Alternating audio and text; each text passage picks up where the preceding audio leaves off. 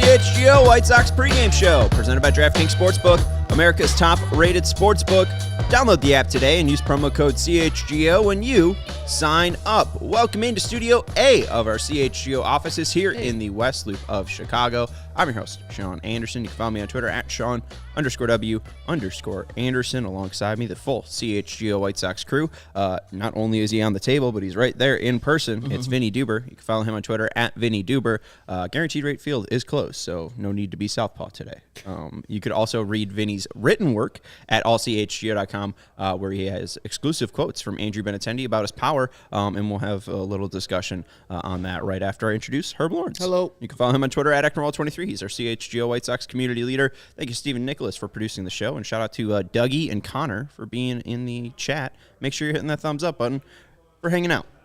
All right, so we were going to just jump right into Andrew Benintendi, but now I feel like we have to figure out how to spell the nickname. The nickname, yeah. Because I have seen Beni, which is just dropping and taking the first four letters of his last name. Sure. I've seen Benny, such as the first bull. name. Right, like Yeah. Benny the Bull, right? Yeah. Which, okay, maybe that's a point for that name right there. And then I thought that's how you spelled Benny in the Jets, but it's actually Bennie. So That if is we're correct. referencing Benny in the Jets, we have to do that. So how do we spell Benny, the nickname? It's a good question. I don't think I've thought about this before. Obviously, when you're a professional, serious writer such as myself, who never does any ridiculous pop culture references or anything like that, it's always just the last name. It's always the last name. Benintendi. First reference, Andrew Benintendi. All subsequent references, Benintendi. So that's how I work around it. But we need a style. We need a style ruling here. I might have to ask the rest of the White Sox beat. Right. Well, Yeah. and maybe you can have Pedro or even Andrew spell it. That's true too. Yeah. Because even in post-game scrums or whatever, they've referred to Andrew Vaughn as Vaughny. So I'm surprised that there hasn't been a Benny yet. Yeah, and I think nicknames are earned, and I don't know if he's earned a correct spelling. So whatever way you do it, you do it, because if he comes up to you, it's like, hey man, it's BNNI whatever IE. You're like, hey man, hit a couple home runs, and then you could tell me what your name is. People have nicknames. You don't have to be a professional athlete to have a nickname. You can have a nickname. People can call him Benny, but if I spell his name wrong, like he doesn't like to be spelled, I think it's like, no harm, no foul. I don't think he will ever see how you spell his nickname. He's like, you guys, come on now. Do you have a nickname? Herbie Sunshine. So many. Well, Too many. Herbie Sunshine. Yeah. The realness was back in the day. That one's pretty cool. Yeah, that was real good. Why did people stop calling you the realness? Stop being real, apparently. Do you want me to keep calling you the realness? Please, no. Are you the fakeness now? Yeah, just Herb. Herb works. Just Herb. Herb actually is a nickname of Herbert. So, That's yes. true. So, yes. Or familial name? Would you go nickname? What do you mean? Like, I don't know. Isn't that like different? Like, I thought it's not a nickname. It's like a. I was named. My people always call me Herbert through my life, and so I didn't like that name, and so I shortened it to Herb. I do not like Herbie, but some people who are close to me will call me that. Anybody ever call you the love bug? Oh, Yes. oh my God! Like throughout my whole life, like there's way too many names. Like I said before, I was born with the name Bass. Last name was Bass, Bass, and kids would call me Sherbert Ass, and so it would be a quick walk because kids are jerks, and also short rib because I went to a wedding this weekend, and that's what they called me on my placard: Herb Lawrence, short rib. One day you need to go to Monte Carlo so you can recreate the classic Disney film Herbie Goes to Monte Carlo. Is there any Monte Carlos closer than? I'm guessing that's the one in Europe. I could just be in the car of a Monte Carlo and just like I'm here. Herbie Goes to a Monte Carlo. Kevin Kaduk, who's right there, just said Herb the verb. It rhymes. Yeah, it does. It does. And yes, and people always talk about the weed You didn't like thing. it. I don't like Lukewarm You reaction. did not like it. Yeah. Yeah. the weed thing people always bring up to me too. Like, Yeah, Schoolhouse Rock. But is that Verb, that's what's happening is the song for Verb in Schoolhouse Rock. Yeah, but was there... If you need any Schoolhouse Rock knowledge, you've come to the right place. Conjunction, junction, what's your function? Yeah. That's a great one. Oh, sitting that's here part on of Capitol America Hill. Rock. It's part of America Rock versus Grammar Rock, but yeah, I would agree. Yeah. Which one? So which one are you a... what are the differences? Schoolhouse Rock. He's a Schoolhouse Rock guy. What are the differences? They're different. The grammar in they're America siloed rock. into different school subjects. So there's a grammar rock with all the songs about grammar. There's the math rock with all the ones about the numbers and your multiplication tables and so on. Then there's an America one with all the history and government stuff. So there's a science one as well. So conjunction, junction, and I'm a bill are the America ones. No, conjunction, junction is about conjunctions, the part of speech, conjunction. I don't know. It's an American railway. But it's not about the history of the railroad. I don't know. It's about it's about the word and in a bit. It's about and, but, and, or. They get you pretty far, Herb. Come on. Do you have a favorite? I'd have to think about it. I'm just a Bills classic, yeah, obviously. Yeah. You should ask the White House, or the White House. I'm thinking all about government. Yeah. The White Sox clubhouse. Also, that's White Sox clubhouse. There's only first and last words. White House. So maybe that's what happened. But, I mean, maybe they would be able to go a couple deep on Schoolhouse Rock. Perhaps. Those guys are way too young for that. Maybe Elvis Andrus can do it, but he was from a different country, so maybe it wasn't in Venezuela. Who's the youngest person in that clubhouse? The youngest one? I mean, currently, it probably was Lenine Sosa for a bit. Vaughn, maybe? Really? He doesn't. Vaughn's like 25, 26, right? Crochet, maybe. Yeah, Crochet would be at least 1 year younger or 2 years younger than Vaughn. I mean, I know Schoolhouse Rock. I'm as young as these cats, Anyways, speaking of cats, White Sox are playing the Tigers. We're going to talk about good that. transition right there. Hey, look at that. KPW had a good take on this debate, though. He says, according to his MLB The Show card, it's Benny with Benny. And his baseball reference. I've got to be honest, Andrew Benintendi does not strike me as a person who would care about that very much, having talked to him. Yeah. He's like, just call me whatever you want. Just let me go play baseball. I mentioned, real quick, is it Vincent or Vinny? On my birth certificate? Yeah. Vincent. Okay, so yes. Vinny is a nickname. I was guessing Vincenzo this whole time. Yeah. Do you have a least favorite nickname? That I've been called? Yeah, you've been called? Not really. Okay. Herb. I mean, mine's always Herbie. Okay. All right. Don't sounds like a child. I am currently not a child. It doesn't sound right. I like Herbie Sunshine because that is your weather ego. Mm-hmm. Like that's I feel like that's a little bit different. That's your meteorologist personality. But I left that guy in Kansas City. Oh boy! All right, let's go into the Andrew Benintendi power discussion and Vinny's article that you can check out at allchgo.com. A great article, exclusive quotes from not only Andrew Benintendi but Joe Kelly. I like that story that Andrew Benintendi got 4 hits in a World Series game, but it was only 3 singles and 1 double. They all should have been doubles. Like hardo behavior right there from Andrew Benintendi. Is that the most intense that you think he probably gets? I mean, I think it's probably just consistent. You know what I mean? Like, here's a guy who is quiet. Everybody describes him as quiet. I think in that same interview, it was Joe Kelly telling me he's so quiet that if you don't even know that he's over there, kind of thing. But maybe that's like kind of just a glimpse into when you don't get that big guy who's screaming or a guy who's mad and cracking the bat over his leg like Carlos Zambrano used to do. That is the glimpse into still what's going on up here. And it can be that same intensity, even if it doesn't manifest itself outwardly. Here's a guy who's so competitive, so hell-bent on succeeding at the pinnacle of what he can do, that here he gets 4 hits in a World Series game, setting a franchise record for the Boston Red Sox.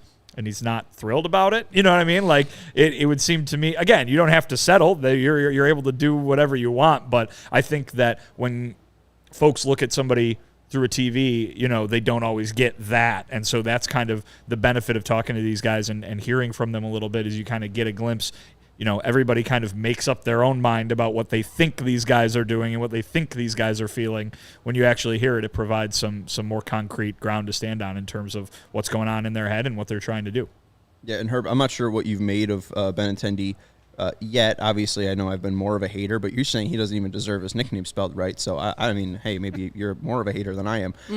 But one of the, at least of Benintendi, I'm definitely more of a hater, I think. But, I mean, did you create Hater Wednesday? No, that was done before me. It was Lawrence and Chris Tannehill did the open on that one, so all right. I was just along for the ride. One of the quotes from Vinny's story is from Benintendi saying, "I'm still getting hits here and there, but I definitely don't think I've played to my potential yet." And you even show the career numbers just not being in line. What have you made of the first couple of months of Andrew Benintendi? I think he's settling into his new digs at guaranteed rate and the pitchers that are going against him. I know he's had familiarity in the AL Central as being Kansas City Royals the last couple of years.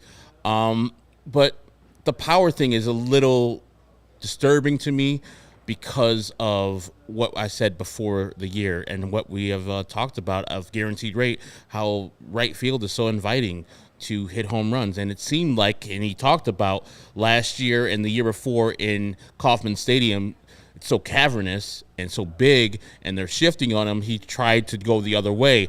I thought there would be an adjustment, a correction of, okay, I can just be me now at this ballpark because the shift's gone.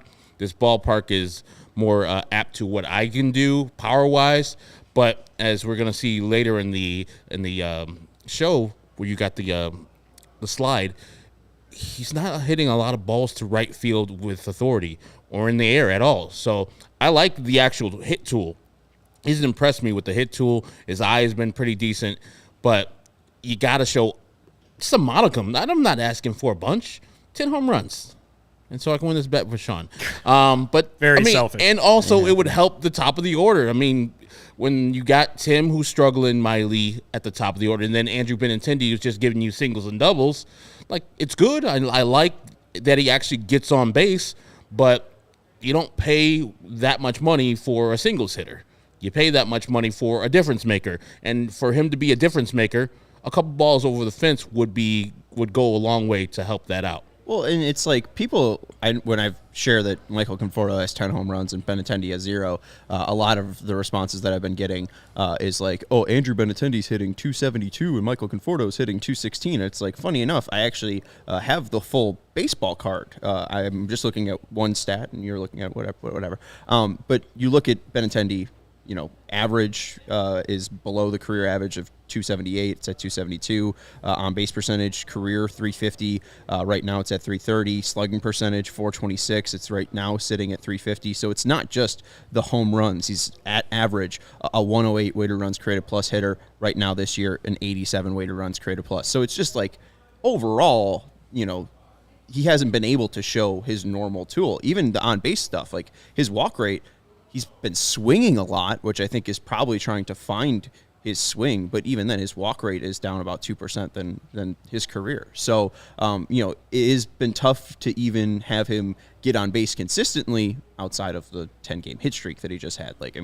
That was really the nice run that he just went in, and I think he had like a 400 on-base percentage over that streak. So, he's starting to find it, like you said. Well, I think some of the comments, too, that he gave to me were very much illustrative of the fact that he's not here to be a big power guy, and that's what everybody needs to remember. You can be upset about that or not, but he's not here to be a big power guy. That being said, he's hit 20 home runs in a season in his career before. Yeah. It's not like he is incapable of doing that. And I think right now, Herb, to your point, talking about the way he was in Kansas City the last couple of years, those adjustments take some time sometimes. Mm-hmm. It's not as easy as, because here's the thing too, if it was as easy as just, I'm going to flip a switch and it's going to go back, every time he visited Guaranteed Rate Field with the Royals, he would have flipped that switch and he would have become this power hitter. It's not like he played 81 games at home, didn't hit any home runs, and in 81 games on the road, he hit 30. It is a complete overhaul of the way that you're trying to approach hitting. He had done it with success in terms of both on base average and power when he was in Boston. He found that in Kansas City he had to do things a different way, and he had to dial down the power in order to benefit some of the other stuff. Now that he's here, he's still figuring it out. It's a process. Obviously, people are going to expect results right away. That's the world we live in. They want to see them right away. It might not be as easy as getting it right away. So the idea is, though, that while that power element is maybe still in the works, he should be able to still be showing everything else. And Sean, you bring up, he has had a tough start in general. Granted, everybody on the team had a tough start in April. He is far from alone, far from the biggest problem, far from the only problem. But those things are not showing up as well, and that's why you get quotes from Pedro Grifol saying, just you wait till the end of the year. You'll see that he did all the things that he was expected to do. But that list is a lengthy one, and if he is not playing Gold Glove caliber defense, or if he's not delivering on all that fundamental stuff that they hyped him up to be, if he's not, like you just said, drawing walks, then going along with the lack of power, it's creating a big disappointment, so to speak, in terms of what this guy can do. Again, he's not the worst problem on this team. I wouldn't expect anyone to react that way, but he is not happy with what he's been able to show so far. He is frustrated with how things are going, and he is working on trying to get that power up just the way everybody else wants to see it come from him. Again, I'm frustrated with Rick Hahn, and I just think that Benintendi wasn't the right player for this team. Benintendi, and I thought an interesting part of that was kind of rejecting the whole, highest paid free agent ever. Again, that's not his fault. Like, the White Sox should be handing out higher contracts. This we know. Rick Hahn chose Andrew Benintendi to give him that money. That's not Andrew Benintendi's fault. You're a Major League Baseball player. You've grinded your entire career to finally get a payday, and a team is offering you $75 million. That's the only team offering you $75 million. I would also accept that deal. It's no fault of Andrew Benintendi's. The one thing that you bring up, though, there is the potential, yes, he has hit 20 home runs before. He has had 5 WAR before. That was in 2017, and we know that ball is completely different than what we've ever seen before. And I do think that you see the decline in home runs ever since that year. I think the floor or the ceiling now is maybe 10 home runs in a season. He's going to play 150 games, as Dan says. At least he plays every day, and that's what we talked about even in the offseason, was that it's important that Luis Robert, Yasmani Grandal, Yohan Moncada, Tim Anderson, Andrew Vaughn, etc., Eloy Jimenez play all of these games, and Andrew Benintendi will be there for 150 games playing, average baseball at worst, right? He'll be a 2-WAR player. He will be replacement level, and he will be able to move the lineup along for the actual superstars, right? Like, Andrew Benintendi being the highest paid free agent doesn't mean anything because it doesn't, correlate to talent or importance to the team, right? It's just money. It's just part of a big baseball budget. The White Sox have more invested in Luis Robert, Tim Anderson, et cetera, et cetera, et cetera. And Yasmani Grandal.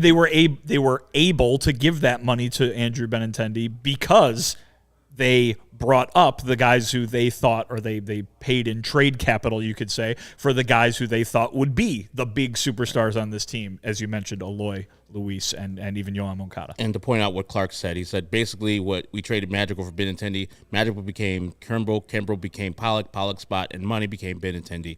So, yeah, I would rather have Benintendi than Madrigal. Let's say that. Even at the price that he's at. You mean that minor leaguer? Yeah.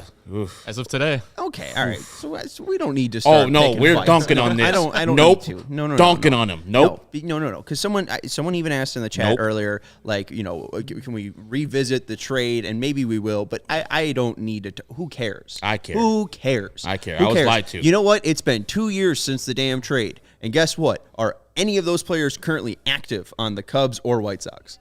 No, and I'm not talking about the trade. I'm talking about Madrigal specifically. No, I know you are. I'm just being general. I'm glad Madrigal isn't on the team anymore. I don't know if I love that Benintendi replaced him. It was just a bad scout. It's bad scouting. Terrible scouting. Real quick on Benny. Yeah, we're gonna get to him. I'm sorry. Do we gotta get out of here? The game isn't in 20 minutes. Yeah. We gotta eat. We got a steak to eat. Making sure you remember. I'm getting to it. Nobody saw that. We got it's a all lot in of preview bits. mode. Andrew Benintendi has hit 2 home runs in his career at guaranteed rate field. Okay.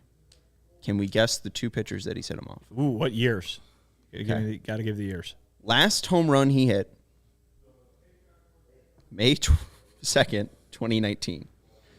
And then May the 2nd, 2019. Oh, man. at guaranteed rate field. And then August 31st, 2018. So, He Let's has say one, not hit a home run at guaranteed rate field. let's say in 4 one years. of them. Let's say one of them was Dylan Covey. No. No. Irvin Santana. No. The Manny Banuelos. one is a starter, one is a relief pitcher.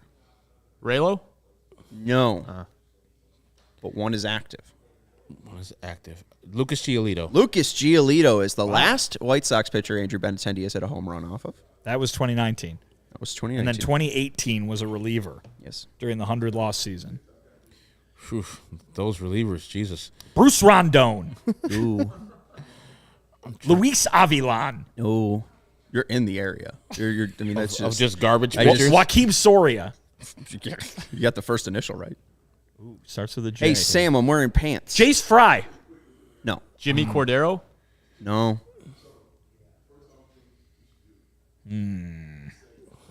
I just listed a bunch of Yeah, bunch. famous Garbage. White Sox relievers. Juan Minaya.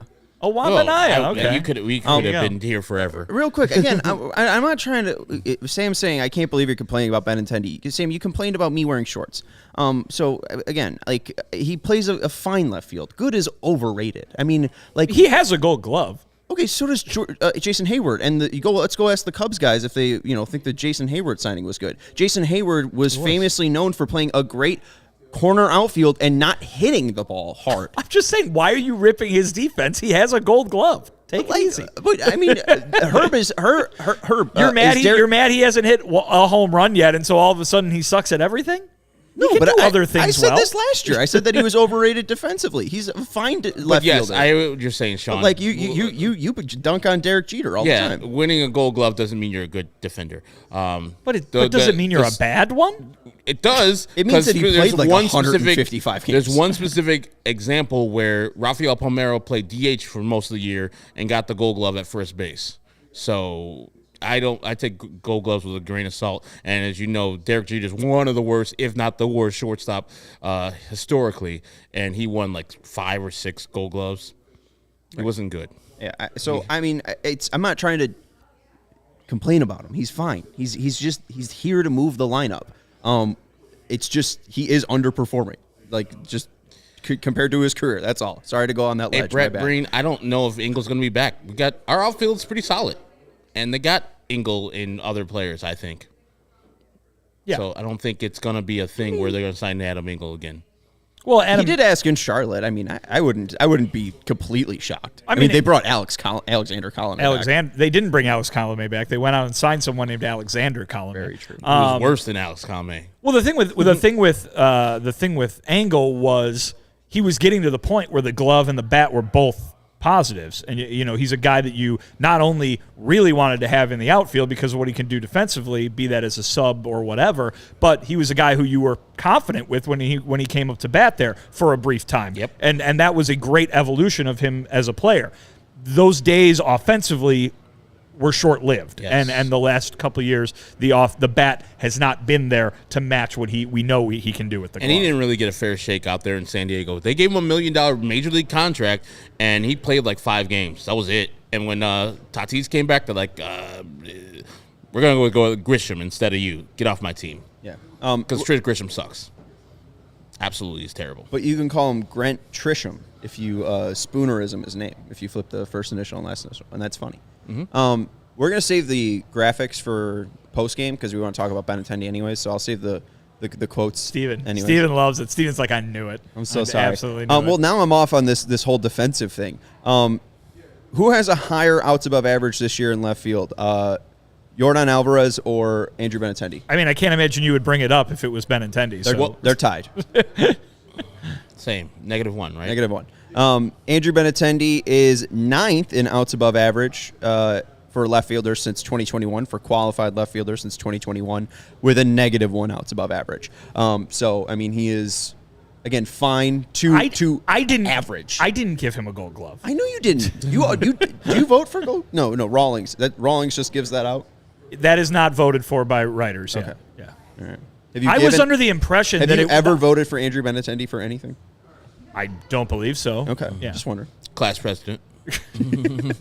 Remember when they had the paper All-Star ballots at the ballpark? Yeah. Yes. I loved punching those out. But here's the thing: you go to the ballpark, nobody ever had a pen, so No. it was like, how am I supposed to punch get a out the key. hanging Chad? You get your little key. Yeah. and Well, when you gotta- were 10, you didn't have a key. No, See, you I didn't. just like punching with my fingers. Or You'd always screw it up though. Or if you you could use do- your fingers, they would always rip out. I think, the but I really think my goal was disgusting to way. punch them all out. where you use your tongue to get a little moisture there and just post it out because it's wet now. Oh, but this is something that All right. was sitting Yeah, in a we're moving ballpark. Also, You gonna put your tongue on something that's been sitting in a ballpark? 10 years, Mm, I was, I don't know I about wasn't that. 10. I was like 12 years old. Also, real quick, these are the spray chart of Andrew Benintendi's home runs That our for guaranteed people rate can't field. see. No, I know. Right, I'm just yeah. showing you Opposite that. field. Yeah, he has not actually pulled a home run in guaranteed rate field ever. Sure. Off Juan Minaya and Lucas Giolito hit him to left field. There you go. Seeing the great. ball deep. I'm in.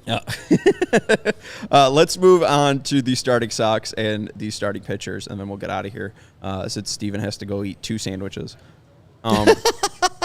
Leading off for the What'd Sox. you bring tonight, Steven?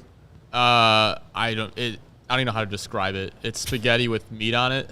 In a sandwich? Okay. No, it's not a sandwich. Oh, just spaghetti. Sean's with just meat? assuming that I'm eating exclusively sandwiches. I mean, you're the big sandwich guy. I am It's a kinda big your sandwich famous guy. thing. Yeah. But Yeah. Juul's getting expensive now. I went with the chicken and Swiss I got today on a sandwich. Good. Ooh. From the deli at the You're trying to Joel's. out sandwich me. Yeah. Well, it's not a very impressive sandwich, but it should get the job done. All right. All right. Leading off for the Sox, Tim Anderson at shortstop, batting second, Andrew Benintendi in left field, batting third, Luis Robert Jr. in center field, batting fourth, Yohan Moncada at third base, batting fifth, Andrew Vaughn at first base, batting sixth, Gavin Sheets in right field, batting seventh, Jake Berger at designated hitter, batting eighth, Romy Gonzalez at second base, and batting ninth, Sebi Zavala at catcher. For the Tigers, leading off, Zach McKinstry at third base, former Cub, batting second, Javier Baez at shortstop, former Cub, batting third, Riley Green in center field, batting fourth, Spencer Torkelson at first base, batting fifth, Matt Vierling in right field, batting sixth, Akil Baddoo in left field, batting seventh, Miguel Cabrera at designated hitter. Former Kane County Cougar. Hell yes.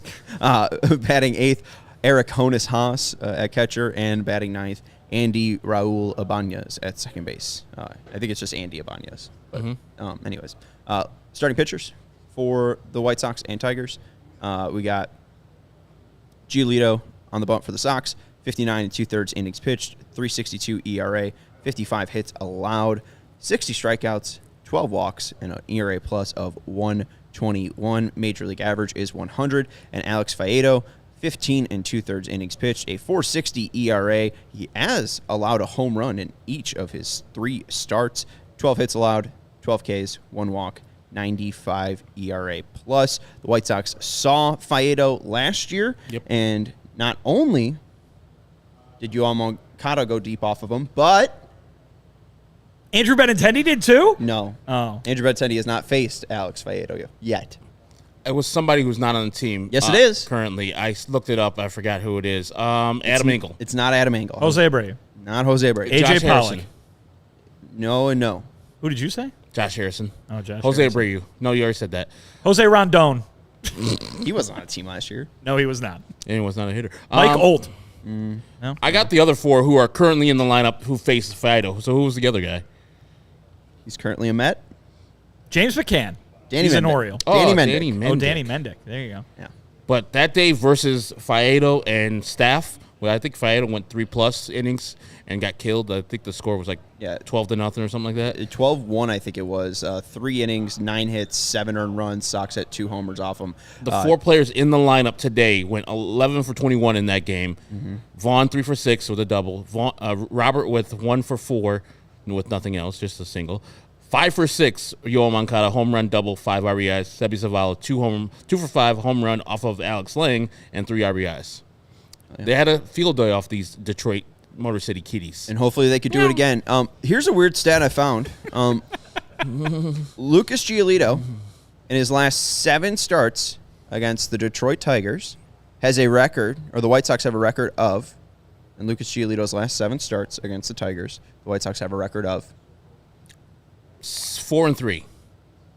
no, 7-0. no, 1 and 6. 2 and 7 or Ooh. 2 and 5. Ooh. And Lucas Giolito has allowed 2 home runs in those 7 games. So he's been pretty decent, and the Sox just have not been able to win in their last 7 games when Lucas has been on the bump. Hopefully that changes today for the Sox. Do you guys have click to picks for tonight, and do you have predictions for the series, as Sam was wondering? I'm going to go with Luis Robert Jr. coming back off of his injury, and I think the White Sox are going to win this game 7-4. As me and White Tom Sox Tom says. are in cahoots. I got TA, and I will say the White Sox win 5-3. I'll say they split this series 2-2. Okay. I don't know why. That's what I'm going with. They're the White Sox. We got Giolito, Faedo, Lynn, Wentz, TBD, and Lorenzen, most likely Jimmy Lambert if the bullpen falls out that way. That's what we saw last time they used an opener, and then Cease versus Eduardo Rodriguez. So we will see it's a what matchup right happens. Yeah, I mean, the White Sox have a lefty. They should be able to hit him, right? Oh, he's been pretty decent this year. I know, but like, hey, you're this whole damn lineup is supposed to be lefty killers. Let's eat. It hasn't been in a long time, though. Sox are gonna win 3 of 4. They're gonna win another series. I hate to say it. I'm going I with hate Vinny. to say it, folks. You hate to say it. Split. I'm kidding. Sarcasm. Yeah, Oh, okay. sarcasm. I will go with who am I going with? Oh, I'm going with Andrew I Vaughn. mean, you should have known. That's like He was 2 for 3 against Faedo, and righties smash Faedo. Kind of reverse splits here. Andrew Vaughn needs to get right? So why not? Let's go yard. So Andrew Vaughn to hit a homer. I say Sox win 6-2. KPW said Gavin Sheets. Last time he predicted something, well, I don't know if this prediction, I got some money, so I might have to go Gavin Sheets. Even though he's not saying profundo, I might have to have him tonight. Go watch the game on Fubo TV. Sign up at FuboTV.com/CHGO or click the link in the description. You could sign up for a 7-day free trial right now. That's Vinnie Duber. You can follow him on Twitter. And during the game, read up on his article, if you haven't already, on Andrew Benintendi at ALLCITY.com. That's Herb Lawrence. You can follow him on Twitter at Ecknerwall23. He's our CHGO White Sox community leader. I'm Sean Anderson. You can follow me on Twitter at Sean_W_Anderson. Make sure you're hitting that thumbs up on the way out. And thanks, everyone, for hanging out with us in the chat. We will talk to you after the game. Go Sox.